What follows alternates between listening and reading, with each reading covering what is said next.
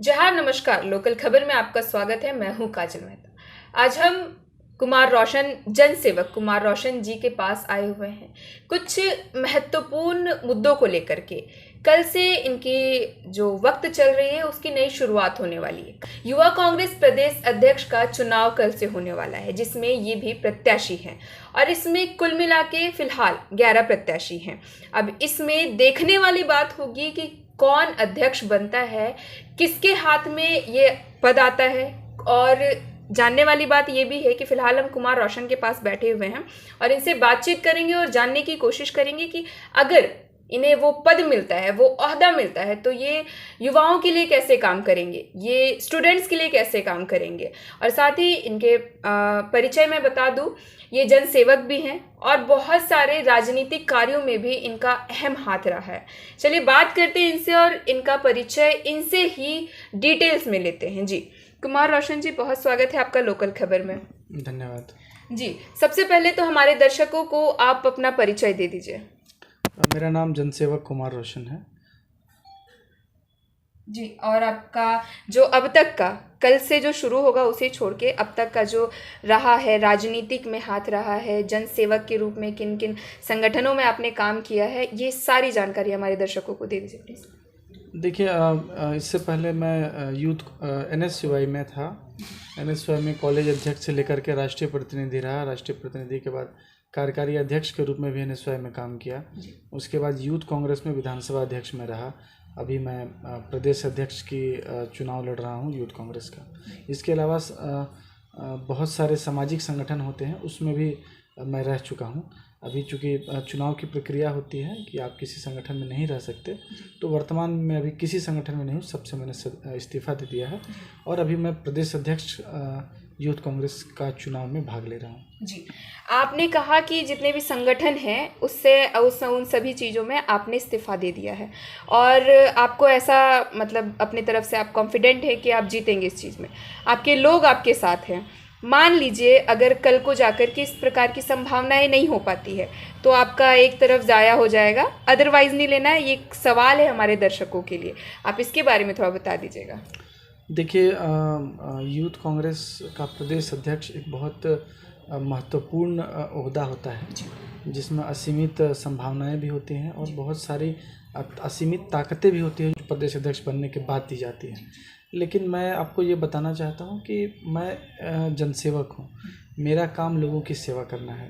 राजनीति मेरे लिए सत्ता नहीं, सेवा का एक माध्यम है, एक रास्ता है जिसके माध्यम से मैं लोगों की सेवा कर पाऊँगा। और इससे पहले भी मैं राजनीति में सेवा के भाव से ही आज तक राजनीति करते आया हूँ। अब तक छात्रों की सेवा की, युवाओं की सेवा की, जन जन की सेवा की। और अगर मैं प्रदेश अध्यक्ष बन जाता हूं तो और बेहतर तरीके से, सक्षम तरीके से, ऑर्गेनाइज तरीके से मैं पूरे झारखंड में छात्रों की, युवाओं की और जनता की सेवा कर पाऊंगा। तो राजनीति मेरे लिए सेवा का एक माध्यम है। इस चुनाव में मुझे पूरा विश्वास है, आशा है कि झारखंड के छात्र और युवा मुझ पर अपना विश्वास दिखाएंगे और मैं प्रदेश अध्यक्ष के पद पर चुन करके आऊँगा। जी रोशन जी, इस चुनाव में, इस लड़ाई में आपके पीछे, आपके आगे, आपके साथ चलने वाले 11 लोग और हैं, तो इन लोगों को हरा पाना आपके लिए कितना आसान है और मुश्किल भी? देखिए, चूँकि चुनाव एक प्रक्रिया होती है। इसमें कोई हारता है, कोई जीतता है, लेकिन चूँकि राहुल गांधी जी ने एक ऐसा फॉर्मेट हम लोगों के लिए लाया है कि जो भी पदाधिकारी, जैसे आपने बताया कि 11 प्रत्याशी अभी मैदान में हैं, तो 11 प्रत्याशी सब मेरे अपने भाई बंधु हैं, सब हम लोग साथी हैं। एक सहपाठी की तरह, एक क्लासमेट की तरह जो है, एक पाठशाला में जिस तरह पढ़ाई करते हैं लोग, उसी तरह हम लोग यूथ कांग्रेस में काम करते हैं और एक दूसरे को मजबूत करने का भी काम करते हैं। अभी अगर मैं प्रदेश अध्यक्ष बन जाता हूं तो मेरे साथी प्रदेश उपाध्यक्ष बन जाएंगे, प्रदेश महासचिव बन जाएंगे, प्रदेश सचिव बन जाएंगे, उसके अलावा जिलाध्यक्ष बन जाएंगे, विधानसभा अध्यक्ष बन जाएंगे, कमेटी में आ जाएंगे। तो ये एक जिम्मेवारी है, इसमें एक मुखिया का चयन सिर्फ किया जाना है। बाकी परिवार के अन्य सदस्यों का जो की बात होती है तो सब मिलजुल कर चलेंगे। जो अध्यक्ष हैं वो उपाध्यक्ष को लेकर चलेंगे, जो महासचिव हैं वो सचिव को लेकर के चलेंगे।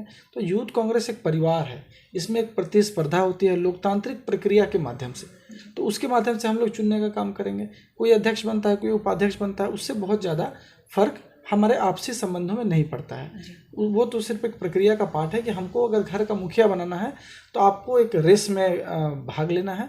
उस रेस में जो भाई जीत जाएंगे उनको मुखिया बनाया जाएगा, और जो नहीं भी जीत पाते हैं उनको हम लोग आगे और मौका देंगे जीतने का, और वो उनको बहुत सारी जवाबदेही दी जाती है कि आप और बेहतर काम करने का प्रयास कीजिए।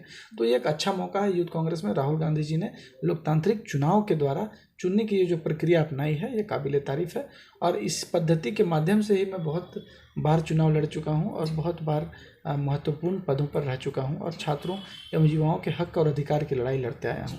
तो इस बार जो युवा कांग्रेस अध्यक्ष है, प्रदेश अध्यक्ष है, आप अगर जीत जाते हैं तो आप काम कैसे करने वाले? इससे पहले कि आपकी जीतने की क्या क्या तैयारी है? कल से वोटिंग शुरू है, तो जीतने की क्या क्या तैयारियां हैं? देखिए, हमारा हर विधानसभा के अंतर्गत जितने भी ब्लॉक्स हैं, उन ब्लॉक्स में हम लोगों ने अपना ध्यान केंद्रित किया है।